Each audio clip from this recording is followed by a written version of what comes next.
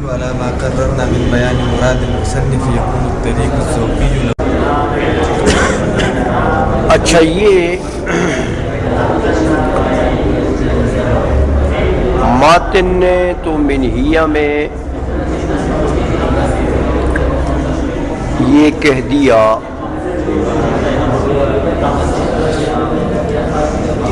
کہ یہ جو اعتراض ہوتا نا علم النور و علم السرور پر، دو منعیں وارد ہوتی ہیں،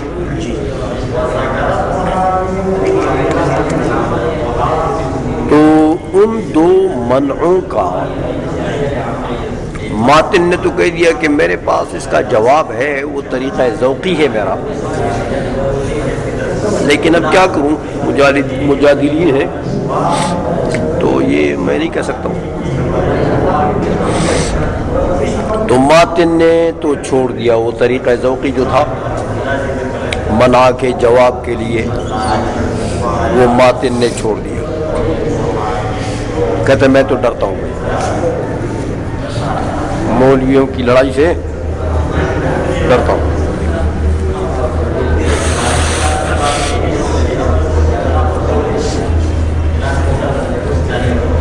اب جو چیز ماتن سے رہ جائے تو شارح کے فرائض میں آتا ہے کہ شارح اس کا ذکر کر دے۔ تو یہ جو جواب تھا، یعنی یہ جو طریقہ ذوقیہ تھا ماتن کا، ان منعین کا، دو منعین کا، وہ چونکہ ماتن سے رہ گیا نا، تو شارع اقول سے اس کا ذکر کرتے ہیں۔ سمجھ آ گئی ہے؟ کہتے بھائی میں نے جو متن کی تقریر کی ہے، شارع کہتے ہیں والحق سے، اس نے خود اپنی تقریر کی نا کہ انہو من اجل البدیہیات، انہو کی ضمیر کا مرجع کیا بتایا انہوں نے؟ علم بمعنی مصدری، وتنقیح حقیقتہ مصداق، یہ وضاحت انہوں نے متن کی ہے۔ تو کہتے ہیں میں نے جو متن کی وضاحت کی ہے اس کو اگر آپ ملحوظ رکھیں گے تو بس ہر منصف آدمی کے نزدیک، مجادل کے نہیں، جیسے ماتن نے کہا، مجادلین کی بات نہیں کر رہا ہوں، شارع کہہ رہے ہیں کہ کن کی بات کر رہا ہوں؟ منصفین کی۔ ہر منصف آدمی کے نزدیک ماتن کا طریقہ ذوقیہ جو ہے وہ واضح ہو گیا۔ میری تقریر کو ملحوظ رکھو کہ انہو میں ضمیر کا مرجع علم بمعنی مصدری ہے، بس۔ تو آپ کو خود ان منعین کا جواب جو ہے وہ آ گیا۔ اگر آپ انصاف والے آدمی ہیں، مجادل ہیں، تو پھر تمہاری اپنی مرضی۔ آئی سمجھ میں؟ اس لیے کہتے ہیں اقول علی ما قررنا من بیان مراد المصنف، میں نے جو تقریر کی ہے کہ مراد مصنف کا جو بیان میں نے کیا وہ کیا ہے؟ جب یہ تقریر میری جو ہے اس کو ملحوظ رکھیں گے تو یکون الطریق الذوقی له واضحا عند المنصف، ہاں، تو طریقہ ذوقیہ جو ہے لہو، کن کا؟ ماتن کا، وہ کیا ہو جائے گا؟ واضحا عند المنصف، منصف آدمی کے نزدیک وہ طریقہ ذوقیہ بالکل واضح ہے۔ کیسے واضح ہے؟ آپ کا واضح بھی تو ہاں اس زمانے کے علماء کے لیے خفی ترین چیز ہے، آپ کے نزدیک تو واضح ہے۔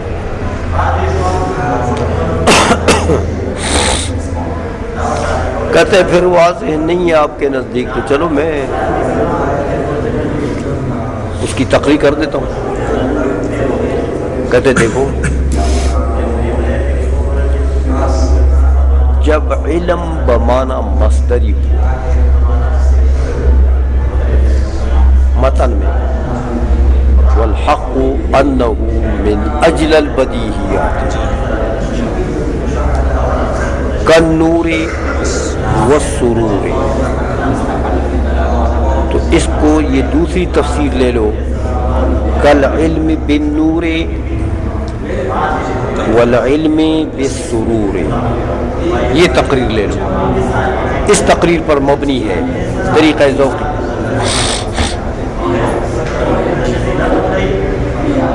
تو دیکھو بھائی، علم جب بمعنی مصدری ہو گیا اور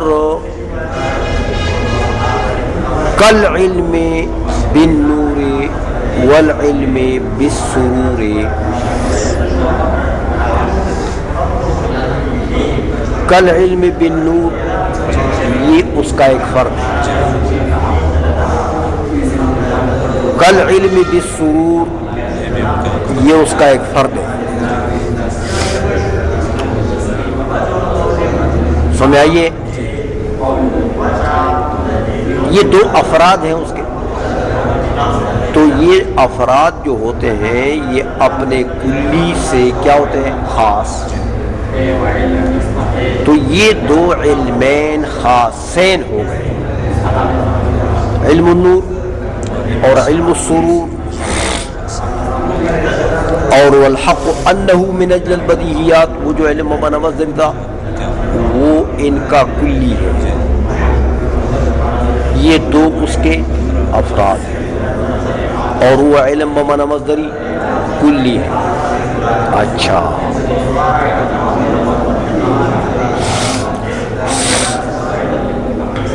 کہتے بھائی یہ کیسے افراد ہو گئے اس علم بمعنی مصدری کے؟ علم بالنور، علم بالسرور، یہ کیسے افراد؟ کہتے دیکھو، قانون یہ ہے کہ علم بمعنی مصدری کیا ہے؟ انتزاعیات، اعتباریات میں سے اعتباریات کے جو افراد ہوتے ہیں وہ نفس الامر ہوں گے، اعتباریات کے افراد بھی کیا ہوں گے؟ اعتباری ہوں گے۔ تو اعتباریات کے افراد کو حصص کہتے ہیں۔ کیا کہتے ہیں؟ افراد نہیں کہتے، کہ افراد کا جو لفظ ہے بولا جاتا ہے افراد بھی ان کے اوپر، لیکن اپنا جو لفظ ہے ان کے لیے وہ حصص ہے۔ اعتباریات کے افراد کو کیا کہتے ہیں؟ حصص۔ حصہ کیا چیز ہوتی ہے؟ کہتے دیکھو، وہ جو اعتباری عام ہے نا، وہ جو مطلق ہے، مطلق، اس مطلق کو مضاف کر دیتے ہیں کسی خاص چیز کی طرف، جیسے علم بمعنی مصدری ہے، یہاں مطلق ہے نا، اس علم بمعنی مصدری کو مضاف کرو سرور کی طرف، علم السرور، یا نور کی طرف علم النور، مضاف کر دیا، یا موصوف کرو، صفت تقییدی، ترکیب تقییدی کرو، چاہے توصیفی ہو چاہے اضافی ہو، لیکن زیادہ تر اضافی آتا ہے۔ آئی سمجھ میں؟ اچھا، تو دیکھو یہ جو ترکیبی اضافی ہے، تین چیزیں ہیں یہاں پر، ایک وہ مطلق ہے جو مضاف ہے، ایک وہ خاص چیز ہے جو مضاف الیہ ہے، مضاف الیہ، ایک ان کے درمیان میں نسبت ہے، نسبت اضافی۔ تو وہ جو قید ہے نا، وہ جو مضاف الیہ ہے، وہ صرف عنوان میں ہے، لحاظ میں ہے، تعبیر میں ہے، معنون میں وہ داخل نہیں ہے، اس کو خارج کرو معنون سے۔ ویسے تو آپ کہیں گے علم النور، تو عنوان میں تو آپ بولیں گے، تعبیر کی دنیا میں تو اس کو رکھو گے، لیکن معنون میں، محکی عنہ میں وہ داخل نہیں ہے۔ محکی عنہ اور معنون میں کیا چیز رہ گئی؟ یہ دو، ایک وہ مطلق اور ایک وہ تقیید۔ یہ مطلق اور تقیید یعنی وہ نسبت، مطلق اور نسبت دونوں کے مجموعے کا نام کیا ہے؟ حصہ۔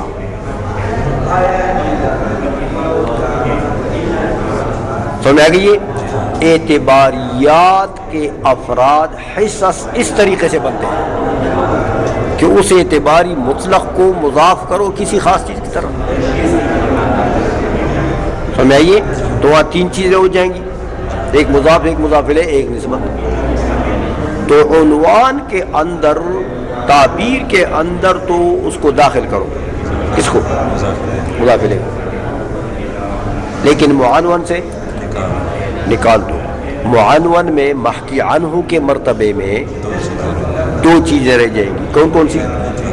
ایک مطلق اور ایک وہ تقیید۔ ان دونوں کے مجموعے کا نام کیا ہے؟ حصہ۔ جیسے آپ کہتے ہیں کہ علم النور، تو یہ نور کا جو لفظ ہے یہ عنوان کے اندر تو ہے، تعبیر میں تو ہوگا، لیکن معنون سے، محکی عنہ سے اس کو نکال دو۔ محکی عنہ کے مرتبے میں کیا چیز رہے گی؟ ایک مطلق علم، وہ جو علم بمعنی مصدری ہے، مطلق علم، اور ایک وہ تقیید و اضافت۔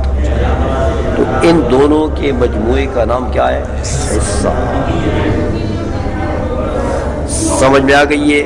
تو یہ علم النور کیا بن گیا؟ حصہ۔ کس کا؟ علم بمعنی مصدری کا۔ سمجھ میں آ گئی ہے؟ علم السرور کیا بنا؟ حصہ۔ کس کا؟ علم بمعنی مصدری کا۔ آئی سمجھ میں؟ تو دیکھو یہ جو حصص ہوتے ہیں یہ افراد ہوتے ہیں،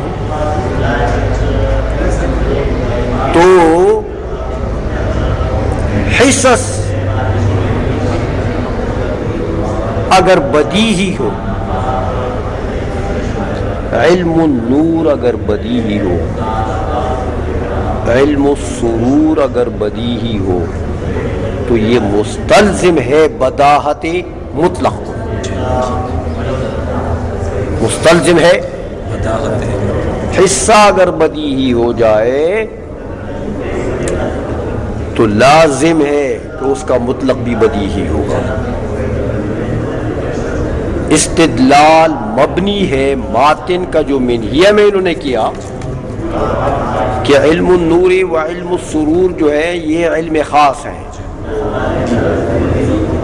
اور ان کی بداہت مستلزم ہے کس کو؟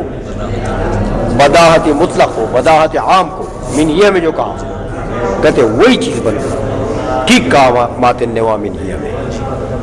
تو لیکن یہ خاص کیسے بنا؟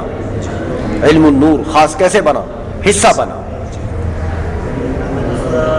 اور وہ مطلق اس کے لیے عام ہے۔ تو انہوں نے جو یہ کہا تھا عائشہ میں کہ یہ جو بات انہوں نے کہی تھی نا متن میں، ہاں، کہ وَهَذَا عِلْمٌ خَاصٌ بَدِيهِيٌّ وَبَدَاهَةُ الْخَاصِ يَسْتَلْزِمُ بَدَاهَةَ الْعَامِ۔ یہ جو منہیہ میں کہا تھا کہ یہ علم خاص ہے، بدیہی ہے، کون؟ علم النور یا علم السرور، اور خاص کی بداہت مستلزم ہے کس کو؟ عام کے بداہت کو۔ تو وہ اس طریقے سے ماتن کہنا چاہتے ہیں۔ اچھا اب اس کے اوپر بتاؤ اس پر اعتراض ہو جائے گا کہ بھئی یہ تو خاص کی بداحت عام کے بداحت کو اس وقت مستلزم ہوگا کہ خاص عام خاص کے لیے ذاتی ہو اور خاص کیا ہو، مدرک بالکنہا ہو. یہ دو منع تھی نا، تو ہم نہیں مانتے کہ ایسا ہے. یہ دو منع وارد ہوئی تھی، کہتا اب آؤ لاؤ وہ دونوں منع ادھر لے آؤ. ان دونوں منعوں کا جواب آ گیا. یہ جو میں نے تقریر کی ہے کہ یہ علم النور حصہ ہے، علم السرور حصہ ہے. کس کا حصہ ہے؟ مطلق علم بمعنی مصدری کا. سمجھ آئیے؟ دیکھو تو اب اس حصے کی تفصیل میں نے آپ کو بتا دی کہ حصہ نام ہے کس کا؟ اس مطلق اور تقیید کے مجموعے کا. تو یہ بتاؤ کہ وہ مطلق یعنی وہ عام اس فرد کا ذاتی ہے کہ نہیں ہے؟ کیا خیال ہے؟ حصے کے ذات میں وہ عام یعنی وہ مطلق داخل ہے کہ داخل نہیں ہے؟ تو ذاتی ہوا کہ نہیں ہوا؟